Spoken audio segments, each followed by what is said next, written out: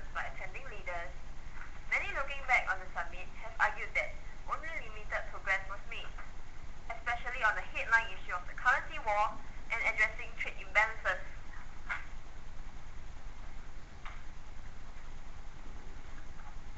Having heard so much on the currency war, let me tell you my side of the story. I am the 66th year, and I am not going to appreciate the yuan that quickly. No! You are keeping the value of the yuan artificially low to give yourself an export advantage over other rival countries. This is clearly a threat to our economy. You, developed economies, should do more to clear your hefty debt and not just push the blame to me. I am a currency manipulator. Alright, since you are not going to let the yuan appreciate, I'll just have to let my dollar depreciate. I've got to save my economy at all costs. I agree. I'll let the yen depreciate too.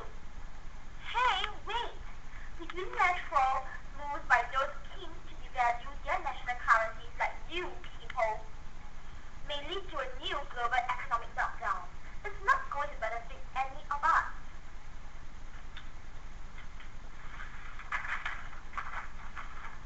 Hence, China refuses to appreciate its yuan, causing it to be undervalued. And what can the other economies do to survive? Some of them chose to devalue their own currencies to make exports more attractive. Such devaluation warfare is fraught with serious implications, which may affect global trade as can be seen from the looming popularization of the population in developing countries. This resulted in the First War, the undervalued yuan.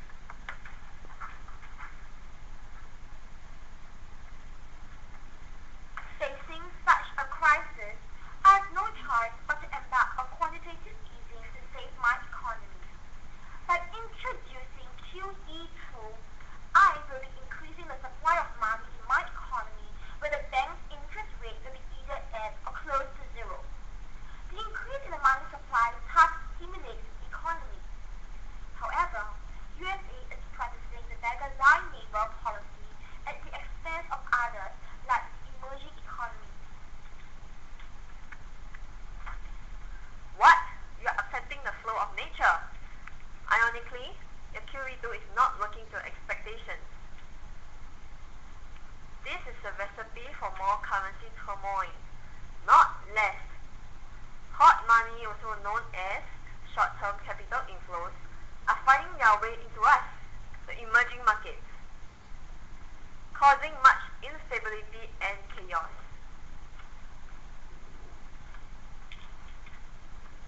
Just look at our property prices and inflation rates. Therefore, emerging economies have to start coming up with solutions to stem such short-term inflows and its implications.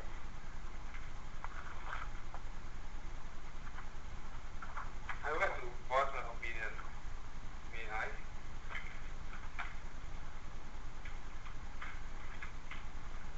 Alright, you may say as you wish. This is a global currency war. Everyone else will be affected some way or another. We have to keep our cool and not get emotional. As you know, I am an export-oriented country. These changes in exchange rate will greatly influence the whole market as the exchange rate policy acts as the main measure taken by the government to tackle this problem. But we are quick to react.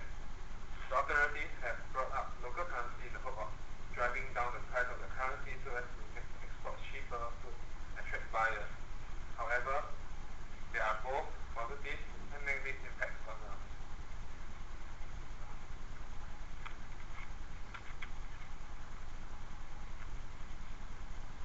Positively, the global currency war has caused the Singapore dollar to appreciate. In Singapore's highly import-intensive economy, this will benefit consumers and many businesses while encouraging productivity improvements to increase competitiveness.